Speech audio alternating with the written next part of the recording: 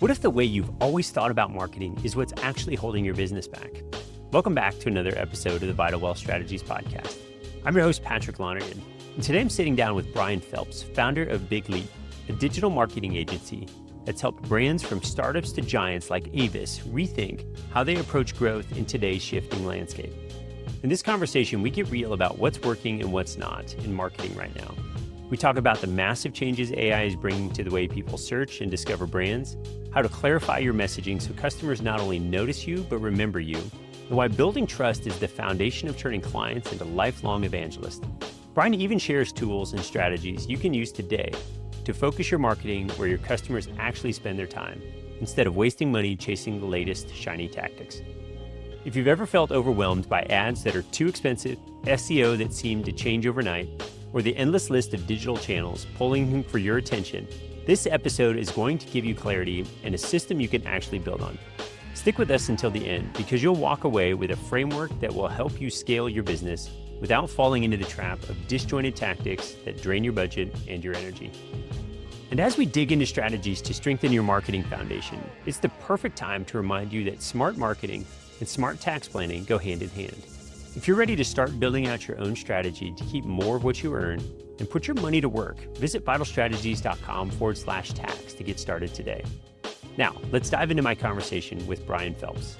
Today on the show, we've got Bryan Phelps from Big Leap Digital Marketing Agency. I'm excited about our conversation because so often we see that our entrepreneurs are frustrated by traditional marketing tactics. They're just not working anymore. Ads are too expensive. SEO is shifting. Customer acquisition seems like it's harder than ever.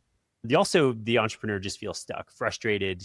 I think about what it takes to generate revenue, and having people knocking on your door excited about the product and service you offer it's hard. It's hard to get that going, and it's hard to find lasting results. And then I think philosophically, business leaders shouldn't have to choose between, brand and performance. Marketing should build trust and deliver measurable results all at the same time. So thank you, Bryan, so much for joining us here today. Yeah, no, it's awesome. Excited to be here. It should be a fun convo.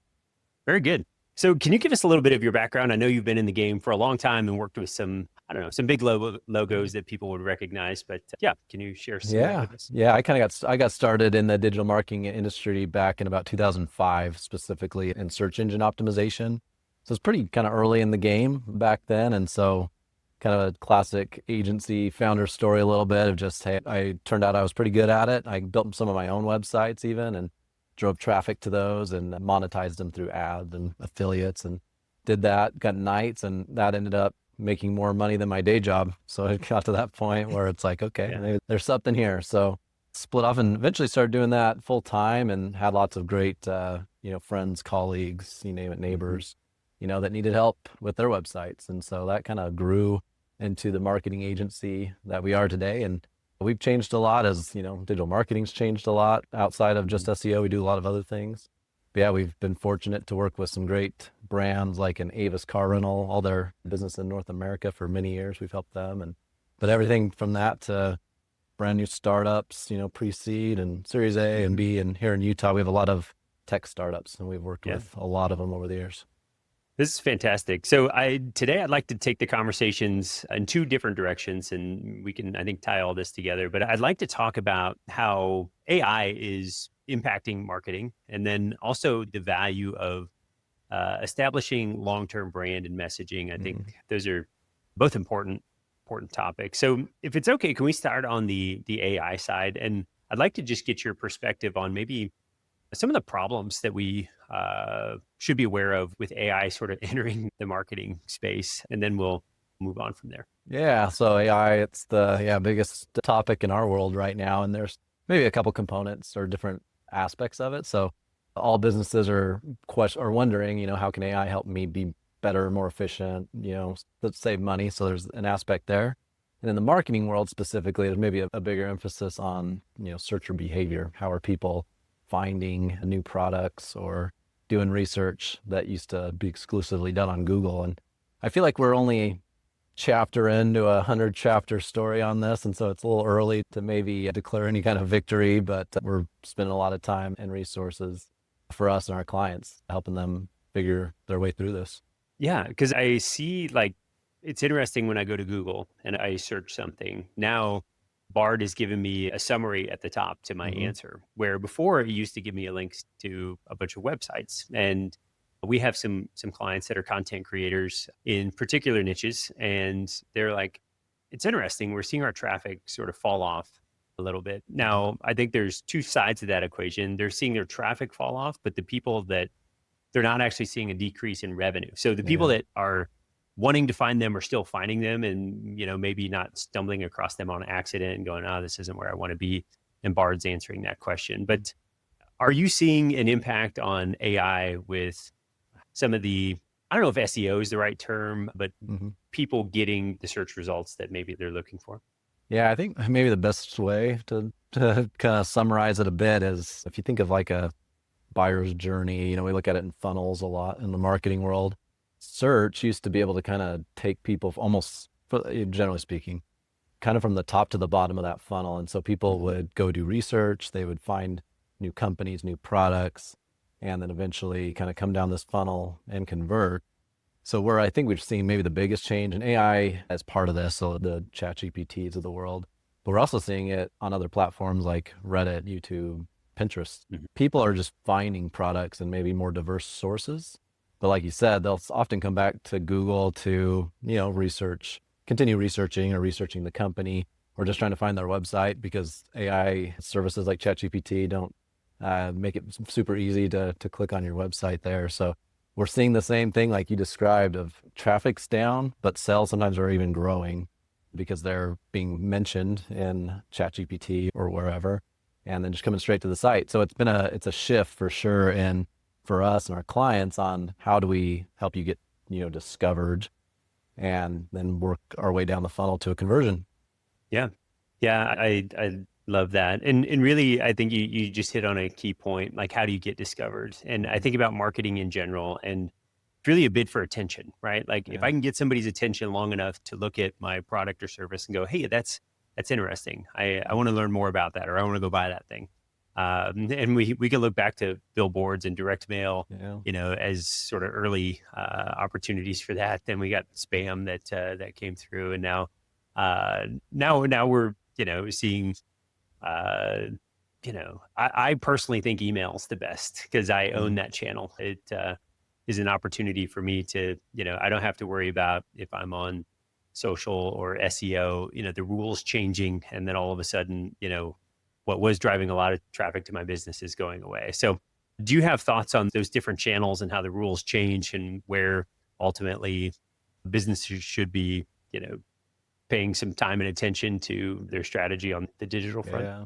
Yeah, I think that's wise what you said on the email front. And we're seeing a shift there of people focusing a little bit more on, we call like first party data. So, the direct relationships and access that you have because people used to think, hey, if I can get everyone to like my Facebook page, they'll see everything I post, which isn't Hmm. the case even organically, right? You don't always see everything they may get. So you have to kind of pay to even reach your audience that you've worked a long time to build there.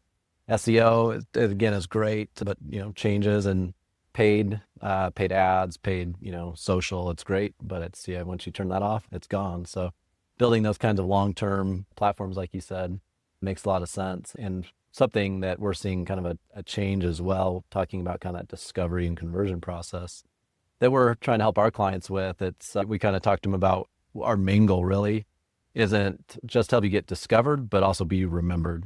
So Hmm. there's a lot of data coming out showing that most people when they come into a sales conversation already know who they want to work with. Yeah. So if I'm shopping for HR software for my business, the chances are I might be searching for that today, but I've have like this, last year of, mental history of, Hmm. oh, I saw, Bamboo HR, it's a great brand. I see their videos. And so they may still come and do some research, but they kind of have a front runner. And so that's a kind of a push for us as an agency is how do we help our clients be remembered, not Hmm. just discovered. Yeah. And I think you're touching on an interesting thing. Can we talk a little bit about branding and marketing? Because I think they're Mhm. different and I think they're both important. And so can you maybe define those two terms for us? Yeah, it's a great question. From our perspective as an agency on the brand side for us is really focused on kind of your key message and your positioning. So we don't, know you do the creative side of branding necessarily too much. and that stuff's great. There's obviously a need, value there. Hmm. But for us, it's that aspect of how are we communicating with that audience? And so, sometimes just saying, hey, we sell HR software is great and it's obvious, but people often don't buy very logically. People buy Hmm. emotionally. And so we think about that with our positioning messaging as we look at behavioral drivers. And so the person shopping for HR software may not necessarily, they'll say they care about all the features and benefits, but they're often wondering is like, hey, is this a safe choice? Like if I buy this, am I, making a smart decision because they're a big company? I'm not going to get fired for this, Going back to like the IBM days where their Yeah. tagline essentially was, no one ever got fired for hiring Big Blue, right? Like it's the safe choice. So people shop that way. And so we are working on that. That's how we view kind of the branding world from our perspective. And then the marketing world is how are we taking that audience, that message, and then how are we distributing that, helping it convert? And Hmm. then post sale, how are we creating evangelists essentially Yeah. out of those customers? Yeah. And that's really interesting. So we talk about messaging and it seems like an easy thing, like, oh yeah, just get your Mhm. messaging figured out. But I've found, just thinking about my own business for the last 15 years, like getting my messaging dialed in and being able to communicate it efficiently and effectively has been evolutionary. And I still don't think I'm done getting that dialed in. It seems like it takes a lot of work to refine a message down. Most people want to use way too many words. It's like, nope, we got to condense that down to the essence of what you are delivering to people. And oftentimes it's a feeling, right? Like you just Yeah. talked about, like nobody got fired, buying Big Blue. So is there anything like, is there a, can you talk a little bit about that process on really refining the message down to its key Yeah. elements? Because I think oftentimes I see people all over the place and it's like it's not clear, what you're doing. When I go to Mhm. your website, I'm not sure what's happening Yeah. here. And so Yeah, I for think as a sure. marketing agency that is a challenge. Yeah. So for us, the process starts by trying to, work with entrepreneurs and business owners to really understand kind of why they do what they do and what's kind of their unique perspective, on the industry or the world. And that's all we're ultimately trying to get out of the meetings we have with those clients is, a lot of people, they usually start, the meetings go pretty similarly. They're like, well, Mhm. trying to get to extra revenue. I want to make money. I want to not pay. I want to limit my tax liability, all that stuff. And it's Mhm. obviously it's a big driver, but it's not usually why someone really does what they do. So if you take kind of the money out of the equation, that's all we're trying to get at. And like you said, doing your own messaging is the hardest thing in the world. Like even for us, like we have a hard time sometimes because it's like you're so like in the weeds with it. And so it's helpful to have kind of another perspective on it. So we have meetings with clients and we pry and we ask a lot of questions and ultimately just help our clients discover that. And so we help kind of bring that out. And Mhm. so understanding that kind of what's their unique perspective, on the market or on the industry helps us then move kind of into the messaging piece. And so we break it down kind of different stages of the funnel. So that top of funnel where people aren't maybe like shopping, but they're the right audience, will tend to have maybe some more of that emotional, messaging that it Mhm. feels a little vaguer sometimes, but it, capture some attention like you described. As people move from there to consideration, that messaging is maybe going to get a little different and talk about, more of the product and differentiators, things like that. And then we move kind of in the conversion conversations. And that's Mhm. the promotional type stuff, right? Buy, pay upfront, get a discount or, 50% off, that kind of stuff with clients. And so we ultimately just try to understand the business and then map some of that messaging to where the buyers are in their stage of that journey. Mhm.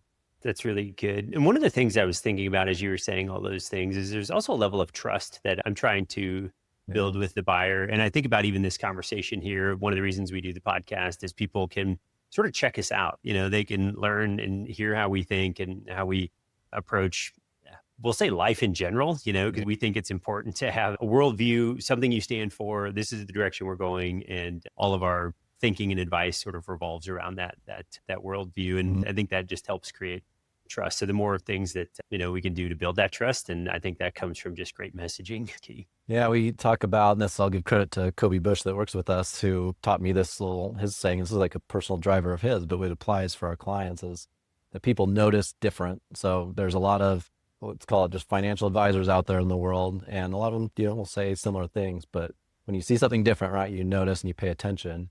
So that captures, that first piece of attention. So people notice different, they align to genuine, and that's that trust building layer that you just described. So podcasts like this, whatever, however you want to get it out, the message, and let people, kind of get a feel for things. They can align to genuine if, like you said, like all things in life, like does that align with how I view things too? And then, so notice different, align to genuine, and then evangelize, those great experiences. And so our ultimate like KPI is, that last piece. And we can almost measure that by client referrals, for example, like how are we kind of meeting all the different aspects that we're going for there? Yeah, I think about that evangelism piece and, creating these evangelists for the brand. I feel like that's hard to do from a marketing perspective. Like, I feel like a lot of that needs to happen at a culture level inside the organization. And so I love the fact that you're measuring, referrals, but I also like, how much control do you feel like you have over that as a digital marketing agency? No, that's spot on. It's, there's things we can do and, email sequences we can send and, try to help people with that. But we really think it's those conversations that are happening offline there at your kid's baseball game or over the fence, talking with peers and things like that. And so, we can try to measure that. We often ask, how'd you hear about us? Even if we can digitally measure people's, path to us, we still like to ask, because someone goes to Google and searches for Big Leap, that is going to show up as, organic search. That's great. But when we ask another layer on that, it's like, oh, well, my neighbor said he worked with you guys and you're awesome. So that's really how they found us. And so, yeah, it's kind of this funny thing going from this digital into more of the real world. And I think that's where most of those referrals are really happening. Yeah, I think that's great. I'm thinking about all of these tools we're talking about, refining our messaging and thinking about AI and how it can assist in this process, right? I found a lot of value, we'll call it late at night on when my family's gone to bed and I'm sort of like noodling on an idea, and me and Chat GPT are having this whole dialogue on refining some of these things. Are you seeing AI as I'll say an assistive tool in these things versus just like letting the machine run and come up with its own messaging? Yeah, I'm curious your perspective on that. Yeah, we love, AI and what it can do. I wouldn't say we're all in a sense, just because it's changing quickly, and it becomes one of those tools where if everyone can produce the same thing, nothing's different anymore, right? So you're noticing different, going back to that. And so where we've found a lot of value, if we can define these things that I just described, why the company's why, we call it an ideology, what's their kind of driver. We go through some different exercises to kind of get their tone of voice, again, how they view things. And if we can kind of load that in first, then we get good, unique content that's no one else will be able to reproduce. Yeah. And so it can assist writing, but it's not replacing the thought. We're still providing that. So it's just helping, I think, great people and smart people that maybe aren't, the most technical writers be able to write well, but it's really the uniqueness. And Google has a term, around like NEAT or EAT, where it's talking about expertise, authority, that kind of stuff. We're providing that layer into it. Yeah, absolutely. And that's 100% been my experience. It's like, if I just let chat sort of produce something, it's generally garbage because it's the average of everything on the internet. Right.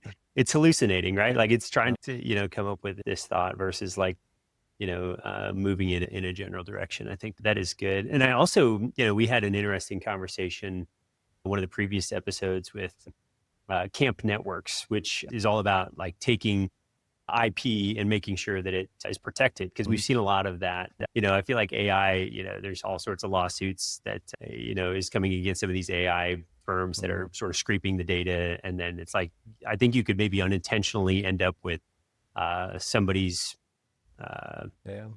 materials that are yours, and you're putting them out there in the world. I don't know if there's anything to discuss there, but I think it's interesting. Yeah, it's always been a concern of ours, of especially with bigger companies, of course, are very concerned about that. But we think it applies to everyone, and that stuff changes pretty frequently, and court cases will get played out, and then we'll get a precedent eventually.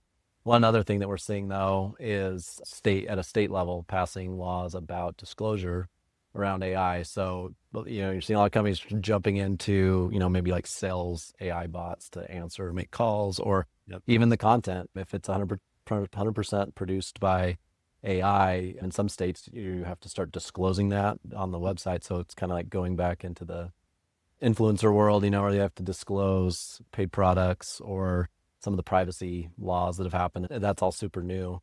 But I think we'll see some of that as obviously there's obvious concerns, especially around video and audio, AI and replicating, people's voices and scamming people.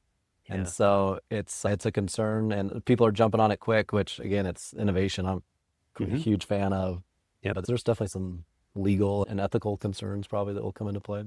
Yeah. Yeah. This is good. When it comes to building a business that lasts, your marketing matters, but so does how much of your money you actually keep. The truth is, most entrepreneurs are overpaying in taxes simply because they don't have a strategy. Without a strategy, every April feels like you're starting from scratch. That's where we come in. At vitalstrategies.com/tax, our team of experts is ready to help you build a personalized tax strategy designed to minimize what you owe, free up cash flow, and put more of your money to work building wealth. So while you're working on dialing in your marketing message, make sure your financial strategy is just as strong. Visit vitalstrategies.com/tax today to let our experts help you keep more of what you earn. So I'm going to we've talked a lot about, I'll call it our marketing foundation, making sure that our brand and our messaging are aligned. Now I'd like to talk about, I think about digital marketing, and there's so many different channels out there. And, I could be doing paid, I could be doing SEO, I could be creating content, there could be like, we'll call it PR, how do I know where to start? It seems like I've got this limitless menu of things to go try. And as the business owner, it's like, I don't know. I have maybe my own opinions, but I just don't know. It seems like it's a scary place to Yeah, into. that's a great question. And like you said, there's no shortage of places. I was talking to a business owner yesterday who just acquired a plumbing business. And he said, well, how much should I, be paying for marketing? And it's like, well, you could spend, as little as you want and as much as you want. You could spend $1 million on Meta if you wanted to. So it's a tough question to answer in his case. Where we like to start and where we recommend people start is, since there are so many options, how do we focus and understand where do our audience, our potential customers, our ideal customers spend time online, and how are they influenced? And so there's some tools, a great one called SparkToro that you could look out there, and just talking to customers is a great place to start as well, and understand what are the platforms they use. So people are talking a lot about AI, but we often find for a lot of our clients that's not actually one of the more common places people are shopping for what they do. And so a tool like SparkToro will show you that people in this audience used YouTube and Google more, AI less, or it could be Pinterest, depending on, if you have maybe more of a visual product. And so we try to focus first on, where do they spend time online? And then again, like how are they influenced, which kind of comes back to some of the messaging, but that helps us direct our time, effort, budget, content to really create things where they are instead of trying to test a little bit everywhere and spreading ourselves too thin. Right. Yeah. And I think you sparked something in my mind about like spending $1 million on Meta for ads. And there's a statement we just believe is true. If my visibility outpaces my capability, it hurts my credibility. It's like I could go buy a Super Bowl ad, but that might overwhelm, our operation with a number of clients. And then we're failing everybody and it's no good. So I think the marketing needs to scale with the business. And are you seeing, in that vein, like, this is what a healthy spend should be as a percentage of revenue? And I know that is super hard to use that, like, because it probably depends on the type of industry and that type of thing. But I didn't know if there was something that entrepreneurs could be going, oh, I'm out of line. I should be spending more money, or man, I'm spending too much money and not getting the results I should be getting. Yeah, no, it's great. Like you said, industries, vary depending on your stage. We work with some funded startups that are spending, many multiples of their revenue because they're early revenue wise.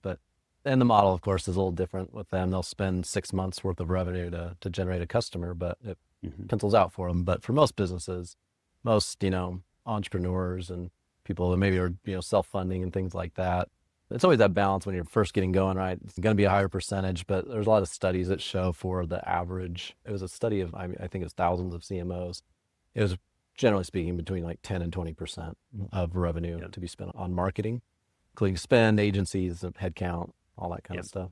Yeah. And I think one thing, and you've got quite a bit of experience in working with private equity backed brands. And I think that says something to me because one of the first things private equity will do is dial up the marketing and sales engine. They will invest more money in that to like start generating more revenue through the business. And I think that's great. So I appreciate those percentages for people to look at and go, okay, where are we at from a spend perspective? Yeah, and again, great use for AI is to go ask some of those specifics, and they Yeah. can often go find, a research that maybe was done. So yeah, in the agency space where we are, it's kind of fits in that 10 to 20%, again, depending on your growth goals and all those fun things.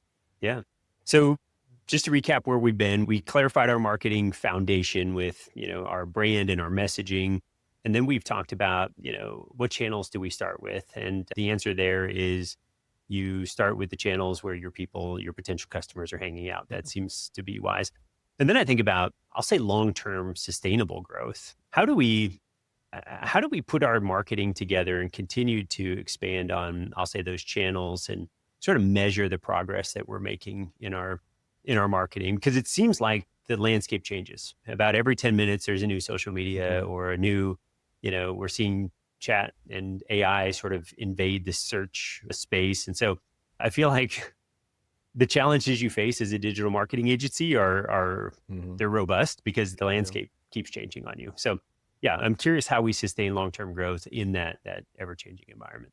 Yeah, that's a big emphasis for us. When I talked about, what's your unique perspective on a market. So when we went through this exercise for us, that was a big driver for me back when I got started. Was I've always I love this idea of like evergreen things, or making money while you sleep, right? Like, how do you build things that last, not just short term, or you put in 8 hours and you got paid 8 hours kind of thing. And so we call that, our approach to that, we call it brand-led performance marketing. And so a lot of people over the last 10 years especially have just focused so much on performance marketing, meaning they're only targeting or advertising people that are in like pure shopping mode. Like, I'm searching for HR software. I keep using that example.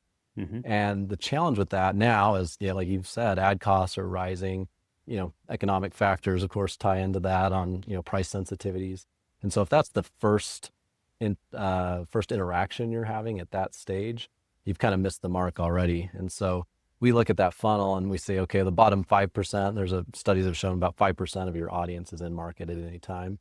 95% of your ideal audience isn't really in shopping mode. And so we're trying to help our clients understand, like, how do we, speaking of channels, start building that trust, that brand, that reputation early on. So again, you're remembered, not discovered when the time comes for a purchase. And so what I love about that is it kind of transcends the shiny balls that change all the time. So when you look at AI and people that, as soon as it came out that were winning in AI, they were people that had invested in building their brand well before AI was a thing. So there's little hacks, ways you can try to show up in AI, and they may work for a bit, but the people that really focus on building that connection, kind of serving the market versus taking from the market, they win. When you talk about SEO, content marketing, even paid ads, they perform better. They'll show up in AI, and then whatever comes after that, they'll do well. Yeah, I love that. I'm a big Seth Godin fan. I was reading Seth Godin's blog before I knew what a blog was. I get his emails still every day, little short ones. Yeah. Yep. This was back in the early 2000s. I was reading Seth's blog, and he talked about that exact thing, creating this permission asset. Like, if you just show up and keep adding value long enough, you don't have to worry about, hacking the SEO, algorithms. You'll be found because you're so freaking valuable. That's what Google's trying to do, with SEO. And I remember for the longest time, and I haven't done it lately, but if you Googled Seth, like just his first name, he was the guy that showed up first in all the rankings. And it was like, hey, that is very cool. I think you're onto something there. We can, and I don't know if we want to talk through, the frustrating component of people looking for a drive-through breakthrough, and I think about, hey, what's the big new thing in marketing that I should go jump into? And they're bouncing around all over the place, and they're, not seeing the results because they're not sort of committing. I don't know if you have any comments on that, but I feel like that's something that's important too, is not chase the new exciting fad. Yeah, it's interesting. And we, as an agency, people come to us and they, expect results, and ideally quicker. And so we always are trying to balance those two things, because there are, like I mentioned, with AI, and there have been with SEO for years and years and years, unique things, little tactics, I guess I'd call them, that will help you. So we're not necessarily opposed to that, as long as it's, in the SEO world, they talk about black hat stuff. So stuff that really violated Google's terms of service. And so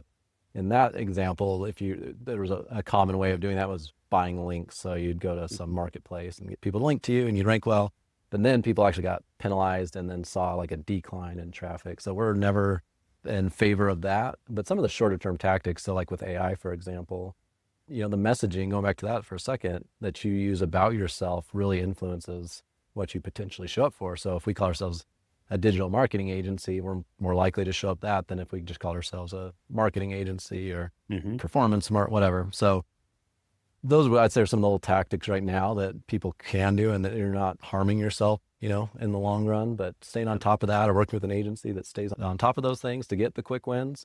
That's, again, just continuing to build the brand, but it's not going to take away from the brand should that little, loophole get exposed someday. Yeah. No, I like that. And I'm also curious about your perspective on content marketing. I look at some of the brands you've worked with, like one in particular that we like, Spoonful of Comfort. We think that service is great. First, it goes back exactly to your point. The first thing that happened is my mother-in-law passed away. A friend sent us, a Spoonful of Comfort, sort of like, we're like, this is incredible. This is good food. Love how it's packaged and sort of how it makes us feel, right? Like it made us feel cared for. And then we've had friends in life situations and we've used Spoonful of Comfort because that experience was so good and so I'm curious, like you've had some fantastic results with Spoonful of Comfort. I just look at the, 2,300% increase in organic revenue, 1,900% increase in organic transactions, like all of those data figures, wonderful.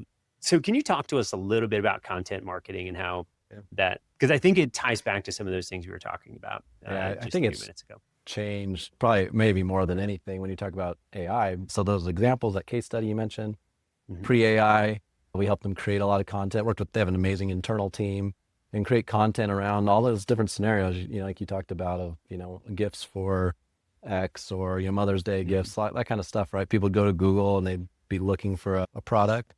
And a lot of people still do that. A lot of studies are showing like AI is just adding to the search pie. It's not necessarily chipping into Google really that much, if any. So there's still an opportunity there for producing content like that. But when you layer in the AI aspect of it, that content may show up, in an AI overview, but sometimes, again, they're pulling from lots of people, right? So they'll do that. So kind of the aspect to make that content successful is some of that, digital PR world. So again, building the brand. So if I go to ChatGPT and, say, hey, my mom's turning 80 this year, we're looking for gift ideas. She likes cooking, and, people search for these really long things. Spoonful or anybody is going to be a recognized brand in that space and have content that an AI, search is going to be able to reference and then resurface. So definitely still a place for it. It's a harder conversation because we've had this formula for the last 20 years of, if I produce content, Google, if it ranks here, there's gonna be 1,000 people that click on it. Those 1,000 people will convert, and it was just this simple formula. And it's a lot more disjointed now. And frankly, a lot of the CFO crowd we work with have a hard time, adjusting to this a little bit. Just they're smart, super smart, smarter than me, numbers people. But some of those traditional marketers that have been in the space a while, going kind of back to some of the old metrics, it's the intuition. Those people are doing well right now from navigating the changing landscape. Yeah. Bryan, this has been fantastic. We've covered a lot of ground in our marketing discussion. Is there anything that we should be talking about that is important for the entrepreneur to understand about their marketing strategy that we haven't touched on yet? Yeah, I feel like, we covered kind of as a little masterclass in less than an hour, but it's a changing landscape. Who knows? In a week from now, maybe we'll have to, correct something I said here because that changed. But on LinkedIn, I created a newsletter. I've never had one until just the last few weeks, but kind of to fill this purpose of most entrepreneurs, even marketers, sometimes don't have the capacity to really keep up with everything that's changing. So in that newsletter, I try to publish that kind of as needed, but quick and short, just to really keep people informed on, what's changing and what can you do with it. Yeah, Bryan, we'll have a link to that, your LinkedIn profile, in the show notes so people can check that out. there. And I also think people should just go to bigleap.com. Your website's fantastic. Of course, it better be for a digital agency, right? Yeah. But I think if, as somebody navigates your website, takes in some of the information, a great next step is just talk to a strategist. You make that easy to do, put your name and contact info in, and they can get plugged into your team and get the process going. Because I think it's worth at least a conversation to figure out, like, okay, where are the gaps in my marketing? And there's everything from, that we've already talked about, the awareness, the consideration, qualification, purchase, all the way to, those evangelists that are, singing praises of the brand. And so the fact that you're helping people through all of those, I think, are incredible. So this has been a fun conversation, and also really digging into how AI is affecting the marketplace, but it should be looked at as a tool, not the answer to our marketing. So this has been a lot of fun. I do appreciate it. I think about the stakes, right? In the ever-changing environment that we're living in from a business point of view, if we don't have a systems-driven strategy, entrepreneurs will just keep wasting money on disjointed tactics, struggling with unpredictable growth and effectively losing market share. And I think about the framework that you outlined for us. Entrepreneurs, they gain a marketing system that can scale with their business.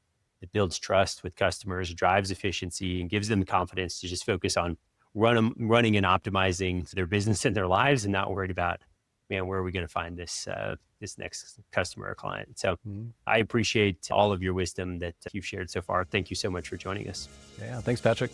That's it for today's episode. Thank you so much for tuning in. I hope you found real value in this conversation with Bryan, and that you'll take a moment to share it with someone who could use these insights in their own business. And don't forget to join me again next week for the 100th episode of the Vital Wealth Strategies podcast. You're not going to want to miss it. If you're ready to start building out your own tax strategy and keep more of what you earn, head over to vitalstrategies.com/tax and take that first step today. And remember, you're a vital entrepreneur. You're vital because you're the backbone of our economy, creating opportunities, driving growth, and making an impact. You're vital to your family, creating abundance in every aspect of life. And you're vital to me because you're committed to growing your wealth, leading with purpose, and creating something truly great. Thank you for being a part of this incredible community of vital entrepreneurs. I appreciate you, and I look forward to having you back here next time on the Vital Wealth Strategies podcast, where we help entrepreneurs minimize their taxes, master wealth, and optimize their lives.